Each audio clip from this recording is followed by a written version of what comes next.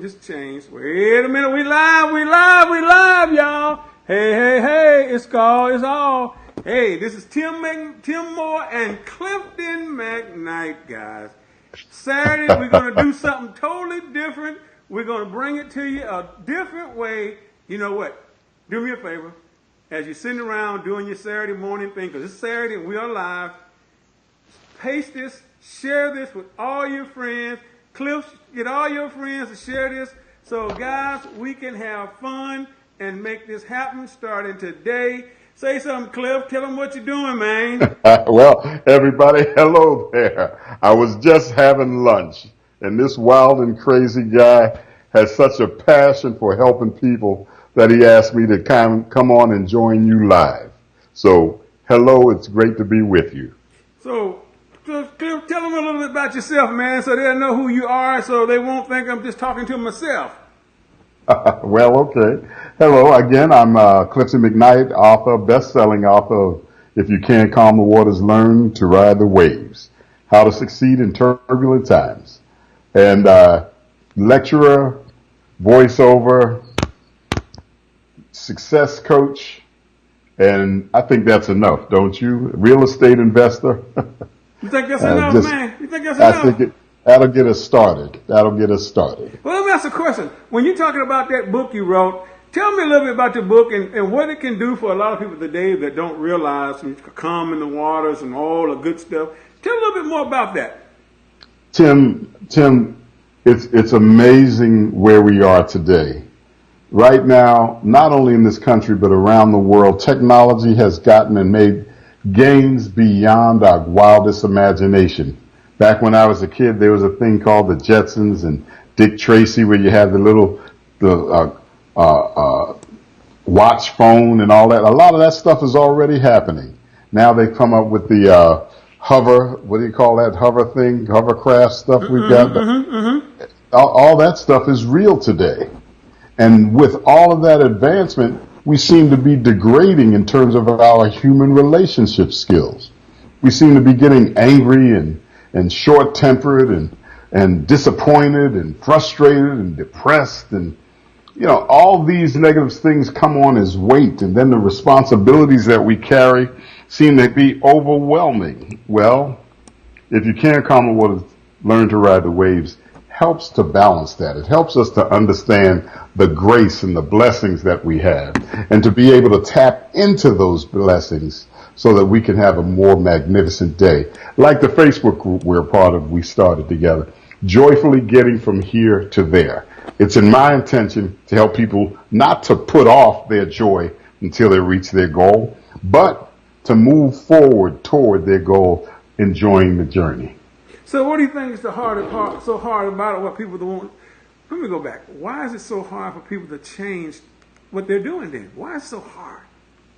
Well, the biggest challenge that people face, in my estimation, is an internal one.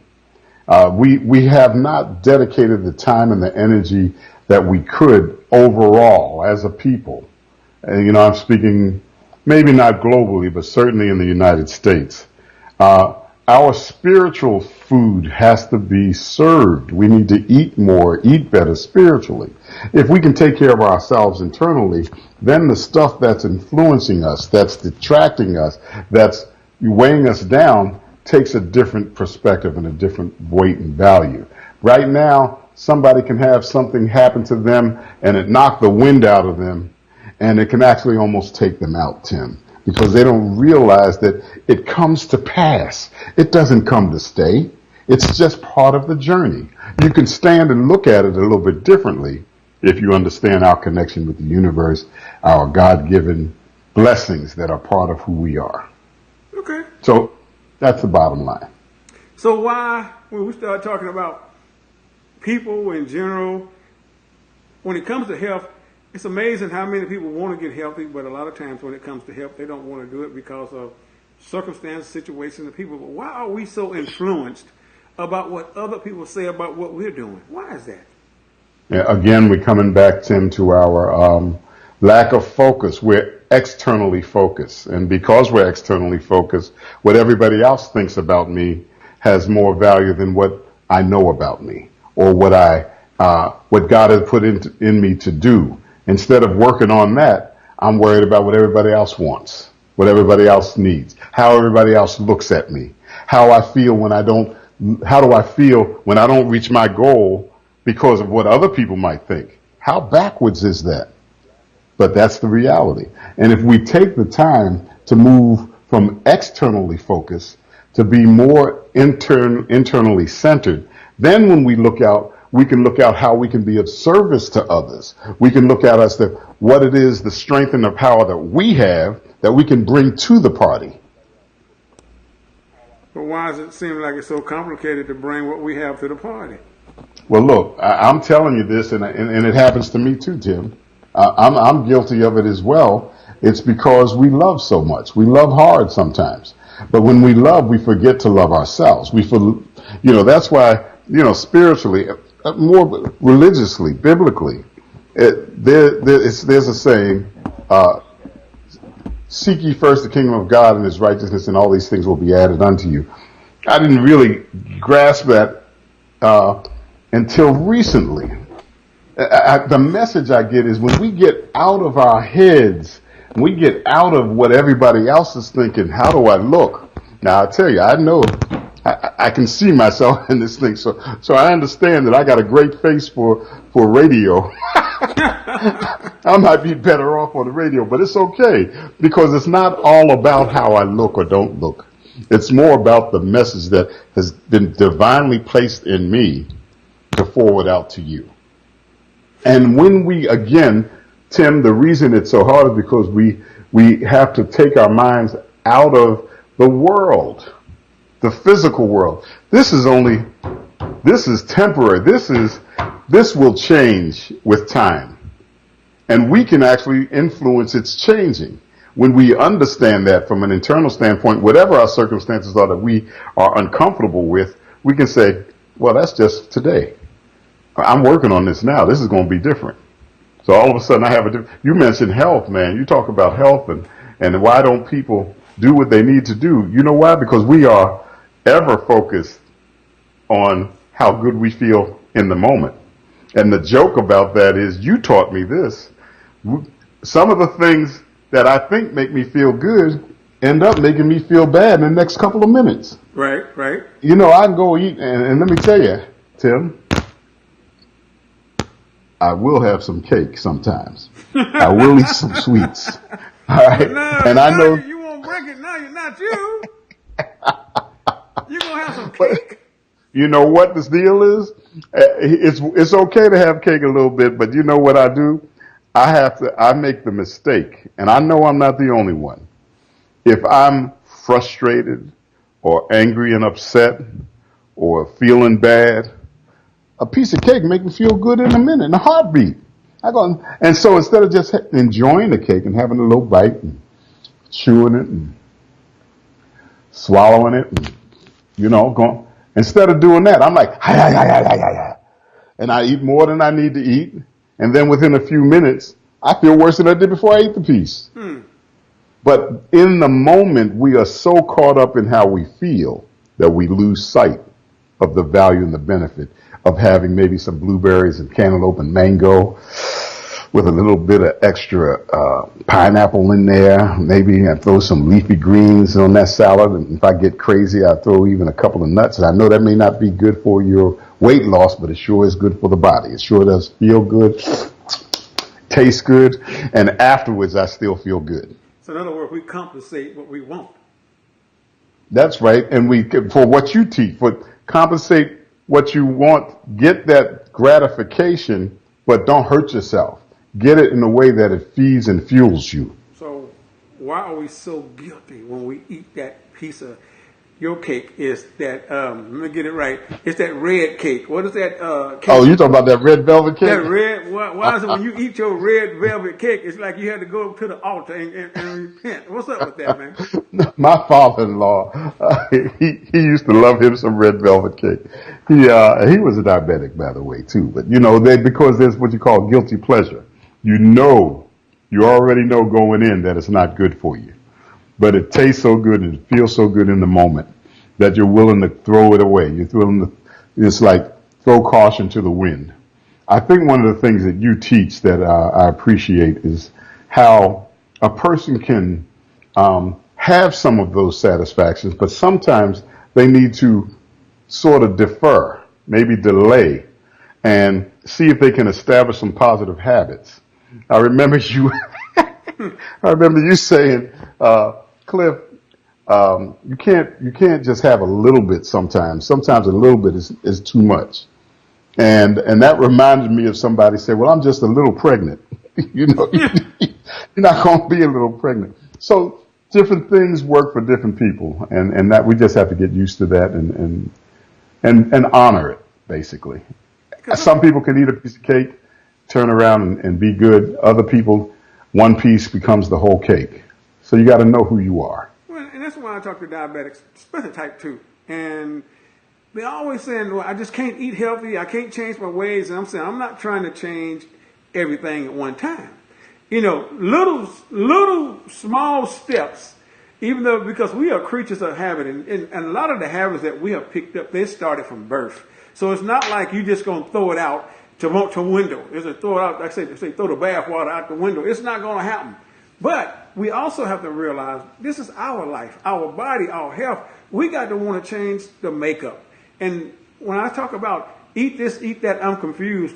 You know, in the world that we live in today, is so much food out here. So many ways, so many prepared, so many ways, cooked, fried, dyed, laid to the side. So you go into the store, then you got another thing. It's like one of my diabetic clients said, who do you listen to? It's so much information. You don't eat this berry. You don't eat this berry. You don't eat this bread. You don't eat that apple. You don't eat this fruit. You don't. And so it's like, eat this, eat this. I am so confused. And I understand why one diabetic can get feeling totally better than the other diabetic because it's the food. But then also you got to realize, I always say, if the food won't spoil, don't buy it. You got to look at it that way. Then you got to decide what's good for me. Because Cliff, what's good for you might not be good for me. What I like, you might not like. And so I always say, if you eat an apple and your system gets tore up, your body might not want an apple. If you eat some rice and you get bloated, your body might not want no rice. If you eat some zucchini squash and it tastes good and nothing happens, your body wants it. But then it goes back to one thing. What are you drinking? How much water do you consume a day? You raised my awareness with that, by the way. Thank you. I do. I still drink my stuff. I got some of that over here too. But now you made me more conscious. He said he got some Kool-Aid. And it's not Kool-Aid. It might be Kool-Aid. Look, y'all. It's got a little some Kool-Aid over there. It's He got ain't some gonna tell you what juice it in is. it. But it's, Hey, can you see me? I don't know if they can see me on Facebook Live. I don't see me. If you all can see me in addition to Dr. Tim, Chef Tim here, please say something because I don't see me when I look on. I just went on Facebook to see if I could see us, but I don't. I see you. You don't see and yourself? I see. Well, you don't see yourself. You should be seeing you. I'm looking dead at you. Well, that's good. I'm looking at you as well. Maybe that's it. Hopefully you can hear me though. Oh, they can hear you too. Because I'm looking at my phone. I see you on my phone. I can hear you through my phone. And I put my ears in I turn it up. I say, I can hear you talking. I see your name. You see your name on the phone? I see my name. And I see now, unless something done clicked off, because we'll find out in a minute, because if it ain't, I'm going to bring it back later and see what just clicked off and took you off the screen. I don't know. Because I'm looking dead at you on my screen right now.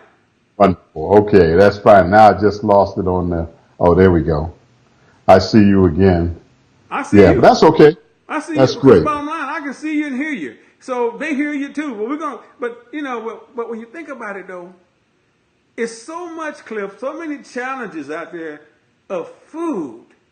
And you think about it, I saw an article the other day that was talking about the new food for the future is plant-based food, and it's made in burgers and all that stuff. But I don't have a problem with that, but I do.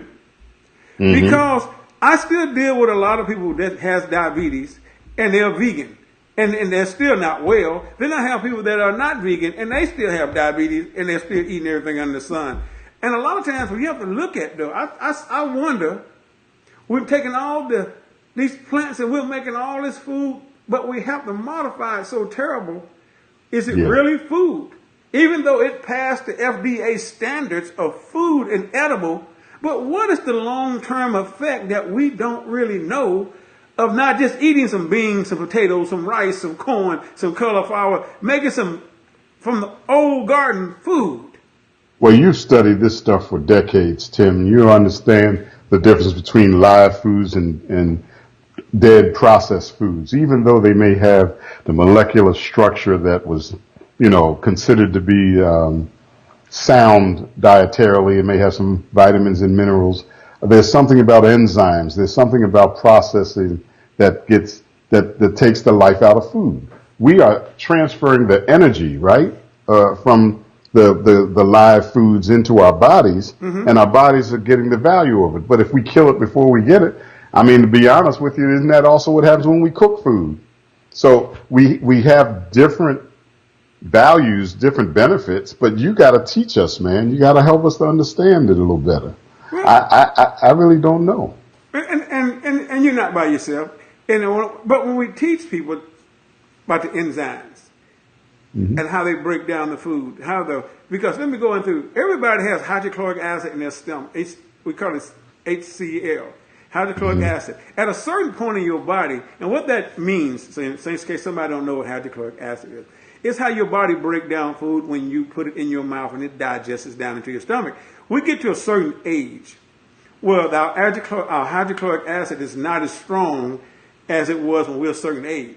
And a lot of you say, well, man, my body holds on to food a whole lot because your hydrochloric acid is not as strong as it was. And sometimes it can be young, sometimes it can be older. But there are some pills and things you can take to break down.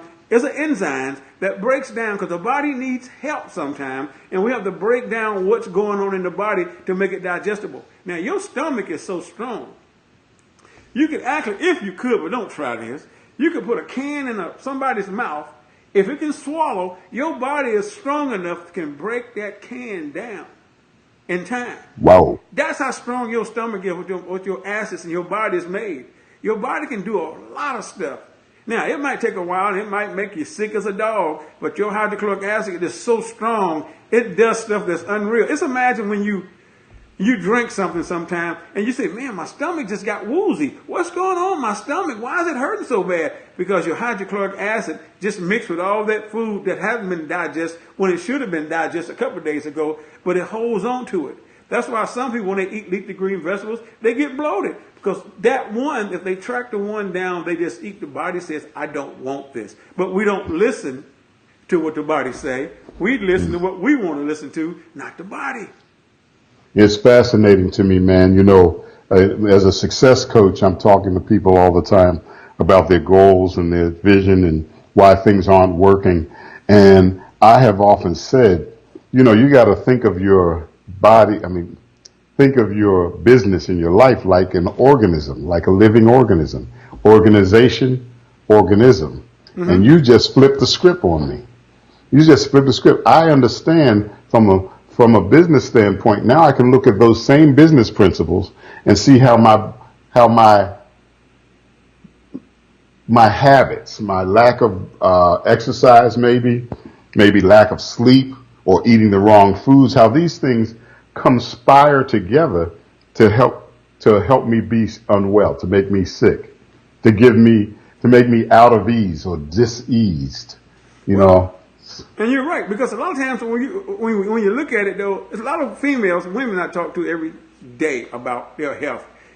And the first thing they always talk about, especially the diabetic women, my fanny pack. I got a little fanny pack down there. Like I've been working out for years to get rid of this fanny pack. And I said, number one, are you drinking water? Now, that might sound like a crazy question, but remember, water is the most powerful force that we have. It's the most powerful force. It moves everything. Fire just burn it up, but water moves it.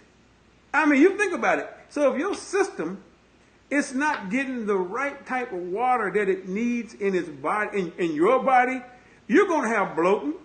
You're going to have skin problems from toxins and poisons. You're going to be druggy. You're going to be tired. You're not going to be yourself. That's for water. So now if you don't have water, and then your stomach is not getting rid of the food or eliminating your bowel system is not eliminating all those toxins, no water. Just imagine when you see a lake outside and it has nothing but green algae.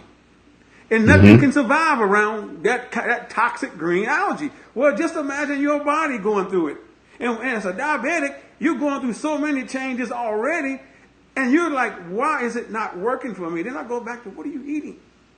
How are you resting? Are you sleeping? What are you doing? So, Cliff, what do you think about all that? Man, to be honest with you, I'm a little confused because I heard on TV, that they actually sell now. I think they call it blue-green algae or something, but they're saying you need more of this stuff to be healthy. But I'm hearing you say that, too much of something will clog up your whole body and your system. There is a toxic algae. All algae is not good. There is a toxic. Okay. And then there's another some toxic. Good, some bad. Okay. Some good, there's a toxic. And think about it, but remember this. In the lakes that we see that are toxic with algae, you ever look over there, there's nothing there. No birds, no fish. If the fish are on the top, they done died. That's not the kind of algae we're talking about. So, folks, if you're eating the right kind of algae, green algae, blue algae, you're good. But there are certain kinds that you as a human cannot consume. So what I think I'm hearing you say too, and this is again why I appreciate. Thank you for calling me, man. Right, I'm thinking, man, you will interrupt my lunch. No, I'm always glad to do it. You point out that sometimes we don't know enough. We know just enough to hurt ourselves sometimes. That's right. It's like sometimes people, and I appreciate you telling me when we were having a conversation before about coaches and how sometimes people have reached the height of their success and they can't seem to get any further. And I imagine it's the same thing with weight loss or energy or health, that people can take themselves to a certain point and then they sort of lose their footing. They might even have setbacks that bring them drop back. And what the ingredient is that can make a difference is a coach or someone that can encourage you. Now, sometimes it could be a good friend. I got a buddy, man. I tell you about him, Elliot Marbury, my college buddy, the best man in the wedding. We talk all the time, and then Mark Holland, tell you about him too. To this day, we worked and collaborated on projects and stuff. He was my mentor in real estate, my first mentor, before I joined The Real Deal. So you got these things, man, and you got these folks out here who can help us, but each of them in their own right have coaching skills. Right. What would you say there? If somebody is serious, now let's differentiate between serious and talking about, because some people got mouth service. But if you really want to change your life, if you want to experience a higher level energy, you want to have, I have a grandbaby. Holla, Ava Marie, Arthur and Chelsea. Now, don't let me leave Courtney out and Chloe, her Cocker Spaniel, but it's different. It's a little different. So you have reasons to keep you motivated. You have things that can inspire you to want to do better. Like my family is an inspiration to me. But there's still a gap sometimes between taking the action and knowing what to do. How do you think a coach is going to help that? Well, first thing is when I always talk to my clients, you got to be committed. Amen. And committed to the change is whatever the coach suggests and recommend, you got to do it. But we live in a world that because of technology and everybody wants to get in your business, everybody want to give you their opinion, we don't want to listen. So when you think about it, when you take away, I would listen to my coach. It's like, imagine when we was little boys and we had to play t-ball to learn how to hit the ball. Mm-hmm. It didn't matter if it was our daddies or the coach. We listened because we wanted to hit that ball. Then nothing matter. Right. We were going to hit that ball. Mm-hmm. And the girls the same way, playing, I don't know if they call it t-ball with the little girls, but it's something they had to learn how to hit that ball with. So we focused. And when the person focuses on the coach, I don't care if it's real estate, I don't care if it's getting diabetes, having fibromyalgia, lupus, whatever. There is ways to get wealth and get your health back. But in the diabetic point of view, it's like, I've been a diabetic 40 years, there's nothing's going to change. It will change, but you've already decided it won't change. That's right. So you've already put the psyche together subconsciously, it ain't going to change. And guess what? It's not going to change. So it's not the coach's fault. It's not the person you listen to fault. It's not the person you're reading about fault. You have to go and look in that bathroom mirror and say, I'm the one. So there's power in that. Go ahead. There's a lot of power in it. But that's when people say, well, I just can't become a non-diabetic. Well, and I'm not your doctor. But I know I've seen people that lose 5 pounds and their whole diabetic world change. Just 5 pounds. Then I lose people can't lose 5 pounds because you know why? Because they want to keep doing those comfortable things and they don't want to change. That's why I say, are you committed? You give me a committed person that want to change their life, their health, I don't care what it is, committed. You told me about somebody like that before. What was her name? I don't know. Maybe it's somebody you helped. She lost so much weight. Oh, she didn't look like the same person. Yes, that was it. Jackie's still committed. Look, if you looked at Jackie today and you look at her, what she looked, you first looked like you're like, wait a minute. She was still a gorgeous lady, but what she turned into, but she was committed. See, when people get committed, I don't care how bad your situation is, how your money is, how your health is. If you get committed to change and you believe it's going to happen, because see, we don't write nothing out. Write it out. What are your goals? People don't believe in goals, okay, because they don't happen tomorrow. They won't happen tomorrow. But if you believe that you can become diabetic free, type 2, type 1, get well, sell real estate, sell houses, whatever, or just be a better person. If you believe that, you can be a better person starting now. But that's the problem, right, Cliff. We don't want to be now. We want to wait down the road and blame somebody else. Well, we better be careful because it can get progressively worse to the point of no return. And you see, as long as we have, and this is a very forgiving existence. I mean, we can make mistakes over and over and over again and still come back from it sometimes. But there is a point of no return, of diminishing returns. It's like, let's face it, right now I put more time in than I have left. My good friend TJ used to tell me from college days, you know, I'm now over 60. I'm 65 years old, going to be 66 soon. What you say? Can you look at this? But I look good, don't I? Say it again. What you say? But so you could argue very well that I'm not going to live up to 125, 130 years. Why? I put more time in than I have left. I'll probably get close. But it's not only the length of going to make you live to 125. So I don't know why you thinking that, bro. Right, because she's going to have a baby when she's 30 or 40. Okay, maybe that's not right. that old. But 30 or 40, I love that. It ain't long away. It seems like it's tomorrow, but 30 years will be here before you realize it. Right. You're right. You're right. So the key is to take hold right now while we can, and we can maximize it. Sure, we might be able to do some stuff later, but if we do it now, it's like a longer period of time to enjoy the fruits of our labor. A healthy now is far better than waiting 10 years to get healthy. That's right. A financially secure now is far better than waiting 10 years before we get our money right. A happier now is better than when my ship comes in or when I hit that goal. And so what I like to do is I like to help people to create more joy now, and not to over emphasize pleasure.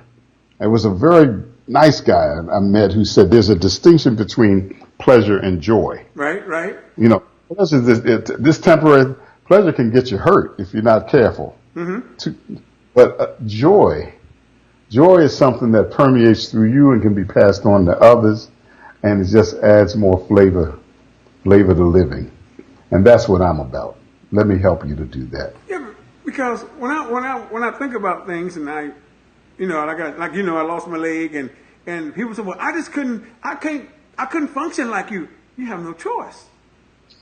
Now you can roll up and get mad at everybody and let time pass by, and But you know, you got to jump up and say, what if? Because it's like, we talk about this. A lot of people want to retire today. And they're a type 2, type 1 diabetic, or they have some other health issue going on. And if they're struggling, not wanting to get themselves healthy, as you always say, your health is your wealth. Well, if you don't want to take care of the situation you got now, well, when you get ready to retire, it's going to be 10, 15 times worse. Because if you're barely making it on money now, and it's because of health related, when you think about it for a second, how much money, healthcare takes more money than all the money, billions of dollars a year, than anything goes on with your life is healthcare. When you think about what the average diabetic spends, about $16,000 to $18,000 a year, the average diabetic. We ain't talking about the low end, we're talking about the top end. 16 grand a year, and it's actually getting worse because that's based on a couple of years statistics. And it ain't got worse, and it ain't got better. So when you think about it for a second, when I always talk about eat this, eat that, I'm confused, folks, you can learn how to eat the right food, beans, green, corn, potatoes, rice, you know, broccoli, cauliflower, all that stuff is good. But the problem comes in, it's not processed. I mean, it's processed. It's not processed, so I can't eat it on a hurry. But you know what? I'm gonna say this, Cliff, or you can go in and You say need an apple and a banana. An apple and banana. I mean, an apple ain't but 100 calories. A banana ain't but 100 calories. All kinds of delicious fruit. So there are some things we can pick up. Man, see, we do have a choice, but go ahead. We have a lot of choices, but we don't want to do choices. We want it today. We gained 40 pounds. In 40 years, we want 40 pounds off tomorrow morning. We really want it off. Or the new suction thing just came out. Let me ask you a question, people. Think about it, Mr. Diabetic especially. When the doctor takes off 40 pounds of you in a couple of hours, don't you realize there's a health effect to that? Yep, there it's you like go. going out in your front yard and pulling up a plant that you like and trying to replant it. It's going to come back, but at what cost? So you have to think about that when you say, well, I got a quick way. A lady told me the other day, well, have you ever heard of this supplement? I said, ma'am, all supplements are not good for you. See, people just think because somebody else can take it, it's good for them, but it ain't always good for them. I'm done. Go ahead, Cliff. No, you go ahead. I'm still over here messing around trying to see if this thing is working. I'm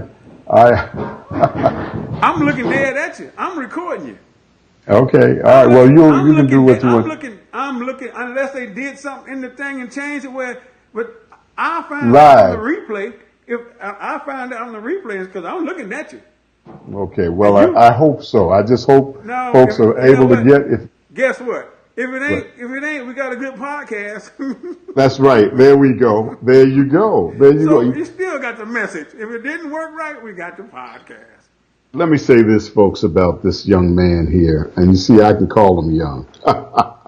the wisdom of, being able to leverage. And I'm all about leverage. One of the things I promote in almost all of my keynote addresses and workshops is that in the 21st century, we really have a tremendous opportunity to be resourceful. In the 20th century, people could argue that they don't have the resources to do or to have what they want. But today, there's just so much available technology that if we are simply have the mindset, the commitment, and the faith, we can accomplish virtually everything and anything. Thank you for reminding me, Tim, about taking one thing and repurposing it and using it in other ways so that you can reach people from all around the world in different ways. Some people watch videos, some people listen to podcasts, some people prefer to read books. Whatever it is, there are ways for us to be of service to one another, and I want to thank you for that reminder. Thank you. But I sit and think about how we listen to so much negative stuff every day. Now, everybody's not going to be non-diabetic. Some people are going to always be a diabetic. Some people are going to be born type 1. They're going to grow into type 1. But a lot of the health conditions, if we would stop listening to naysayers, we'd be well. we would get better. When it comes to a career, a lady the other day was talking about her career, but everybody was stopping her career. I said, what do you want? See, folks, it ain't about what mama want, daddy want, sister want, brother want. Let me go right here for a second. This is going to hurt somebody. I deal with a lot of diabetics right now. And for you that are married or in relationships, you know your diabetes better than anybody else.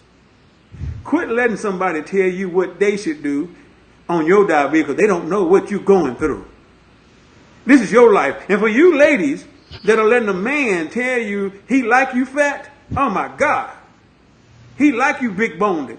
Do you want to get well? Because let me tell you right now, you can share this video with it because I hear this every day. Well, I want to lose weight. I want to get myself healthy. I want to get my blood pressure under control. But somebody keep telling me they like me the way I am.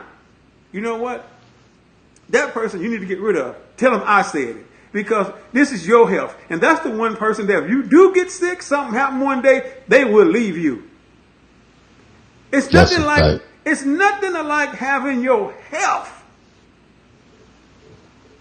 Look around the people you work with. Health. So I hear it every day. People are always complaining. Mental health, psychological issues. Well, my significant other, my friend told me I shouldn't do that. They're not sick. It's you. Yeah, you better look out for yourself. You look out for yourself, or else you're not going to be there for anybody. And why is that important? Why is that important? Look out for yourself. Well, remember, again, I interviewed Mark Holland. Mark Holland is a real estate investor, engineer, pastor, husband and father, hard-working guy. Just everything he touches eventually turns to gold because he works hard like that. Well, when I interviewed him and he talked about his love for people and his desire to serve others, and he said, but he learned something, and it was when he had a tragedy. His sister passed away due to suicide. It's written in the book. He said that he learned that he'd better start paying attention to his own needs, because if he dedicated all his energy to helping everybody else and didn't take care of himself, eventually he was going to break down. And if he's the vehicle and he breaks down, sooner or later nobody rides. Mm-hmm. I put it in my podcast as well as in my motivational message. You know, I have Monday morning messages through Motivision and the Real Deal Real Estate Network. So I just say, man, take care of yourself first. Otherwise, you won't be around to take care of others. And if you are the spouse of someone and you're sort of feeling, kind of selfishly going through the deal about what's better for you, I challenge you to reconsider. I challenge you to look at that, with open eyes. Because if you do not help your spouse to get well or to pursue their dreams or their passion, you're going to end up with someone who can't give to you. They won't be able to give to you physically, mentally, emotionally, spiritually. I mean, you have got to sow into people so that they can give back to you. If you're in a take mode, it's like the goose that killed the golden egg. Listen to Dr. Moore. Take advantage of his recipes and his strategies, and go and live a healthy life. And if I can be of service to you, please look out for me. You can find me anywhere and everywhere. Social media. But that scares people, Cliff. That what you just said. I have people that get government checks or they get some kind of incomes, and one of the things they always ask me, and this is the craziest thing, especially on my diabetic type 2, that I said, do you want to get well? Yes, but I don't want to lose my check. You don't want to lose your check. The little money you're making, you can go out and grab 5 or 6 better checks. But a lot of people don't want to change, or they become a creature of habit. Man, you about to open up another can of worms. This is a good conversation to have. Now, you say you're going to do this again. Let's come back and do this. 10 minutes and turn to an hour or so here. Is it an hour? I don't know. Well, So we're going to go in a minute, folks. But okay, but let's go ahead and address this then if you want to. Go ahead. But, sometimes people are so caught in what they have, that they're not willing to open themselves up to what they really want.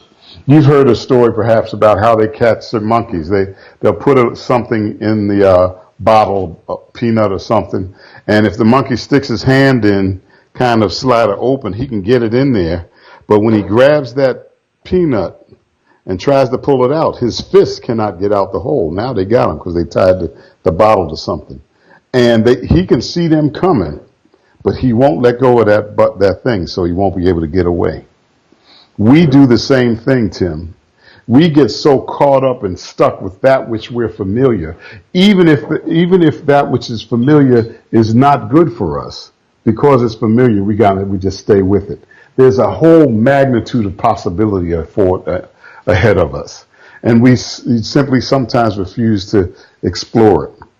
My encouragement is, again, get yourself right spiritually so you understand that what's unknown doesn't mean negative. Right. What's unknown simply means new possibilities. And put yourself in that space. Understand that, you know what? If everything changed tomorrow, like you lost your leg, man, that's no small thing. I know when I, first started talking to you, I was worried about you. But you said to me, Cliff, losing my leg is the best thing that could have happened to me. I said, okay, now this brother's kind of lost it. He's gone the other. I don't know what's he talking about. But you were able to qualify that. You had to go through some adjustments, and then you had to come to that space where you were going to say, look for the value, look for the good. And you now were forced to redesign your life, but now you can redesign it into whatever it is you wanted.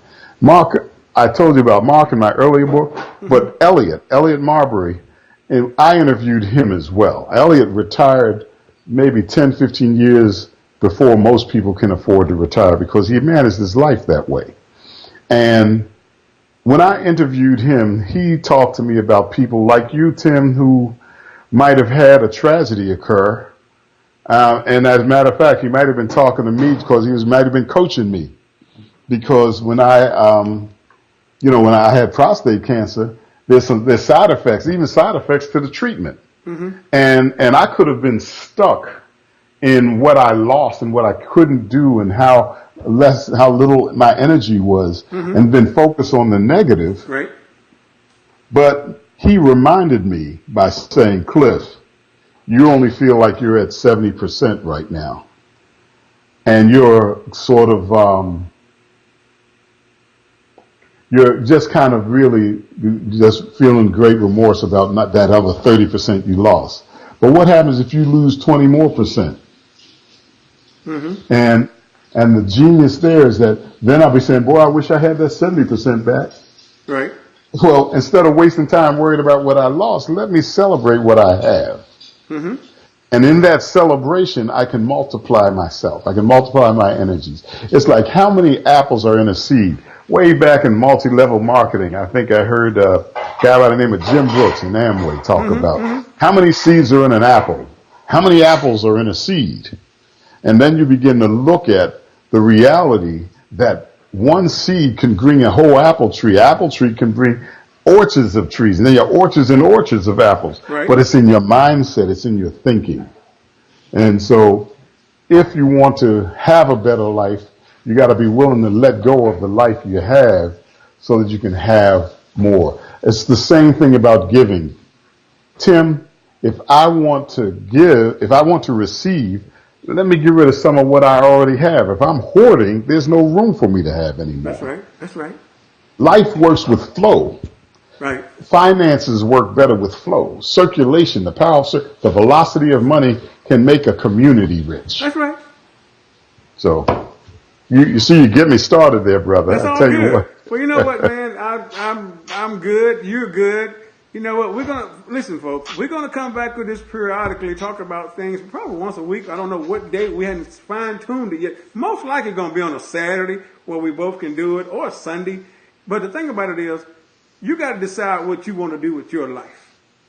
And then you got to decide about your health and your wealth. What do you want to create? Because the question is, the majority of us is not going to die at a young age at 65 or 70. We're going to live over into the hundreds. So are you prepared health-wise and financially-wise for your Financially. future? And if you don't, look at it, because let me explain something.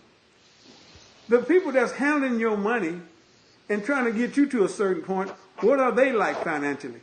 And go to your HR person and say, if I retire today, how long would this money take me to give me? Now, let me explain the lifestyle. I don't want you to go on the 80% downside where you can't have what you want to have. If I want to buy a new house, a new car, go on vacations 2 or 3 times a year, spend time with my grandkids all over the country, will that income I got give me that lifestyle? See, we think, oh, I'm going to retire, but what is retirement? If you're having a hard time now with the paycheck and you retire with less money, you're going to have a hard time. Now, if your health is not right, you're really going to have a bad time. So when you start, that's why when I talk to diabetes, I say, guys, let's get well. Then you got heart disease, let's get well. You got stress, and that's worse than all of it. We got so much stress, we're trying to do things that we can't do or we don't understand. And it's all right to ask somebody, Cliff, for help. Amen. It's all right to ask. So guys, listen, this is Tim Moore, Clifton McKnight, the one and only, guys. I mean, he's got this book. Now, what's that book again? Tell him go get that book, man, so they can start changing some of that stress and that lifestyle. What is it? Thank you, man. If you can't calm the waters, learn to ride the waves. Subtitled, How to Succeed in Turbulent Times. Available online on Amazon.com. Anywhere, most places you can order it if it's not there. Thank you, my brother. Man, continued making a difference. You're doing good things, man. Listen, folks, you're doing good things. If you want to work with Cliff, he's a coach. He's a entrepreneur. He's an all-around listener. He's a family guy. But what I like about him is he's just real. He's going to tell you like it is. Now, sometimes he might say, you can do what you want to do, but it's like he tell his grandkid, you touch that stove, it's going to burn. Some things he's going to say, it's going to burn, but it's realistic. Let me give my number, man. You got a point there. 301-245-7165. 301-245-7165. And I recommend send me a text, because I don't know about you folks, but I get all these salespeople kind of calling to sell me, some ice from Eskimos or whatever. But, you send me a text, I'll know it's you. And tell him where you heard it from, so he'll know where you heard that from, so he'll know he's got reach. That's right. Thank you. Thank you, my friend. It's a pleasure. God bless. Oh, my aunt just came in. Aunt Cynthia Tracy. Y'all say, hey, Aunt Tracy. Go and say hi to her. There you go. They're saying hi to you. See, guys, this is real. It's not pre-recorded. This is live. And you're getting it live from Cliff McKnight. You got his information, guys. We're going to talk. Y'all be blessed, okay? Take care.